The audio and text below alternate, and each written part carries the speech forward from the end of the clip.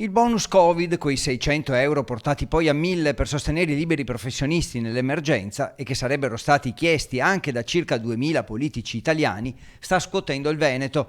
Tra le domande all'INPS, infatti, ci sarebbero anche quelle di amministratori locali e consiglieri regionali, si dice pure della Lega. Immediate le reazioni dei vertici del partito. Il deputato e segretario della Liga Veneta, Lorenzo Fontana, ha dichiarato di non avere conferme, ma che se dovesse emergere che eletti hanno fatto richiesta all'INPS del bonus da 600 euro, quei nomi non finiranno tra i candidati nelle liste della Lega in Veneto e verranno immediatamente sospesi dal movimento, e anche il governatore Zaia rincara la dose. Stiamo facendo una verifica anche perché non è facile, voi sapete che ci sono tutti i dati coperti da privacy, per cui non nego che ho chiesto ufficialmente a tutti i consiglieri di darmi contezza di quello che è accaduto, se mai è accaduto. Il fatto che le voci coinvolgano esponenti del partito rende la vicenda più delicata, anche se potrebbe allargarsi ad altri movimenti. Il presidente puntualizza che la sua indagine interna riguarda il suo schieramento, al massimo la maggioranza, ma sembra essere al corrente di un'iniziativa analoga anche negli altri partiti rappresentati nel Consiglio regionale.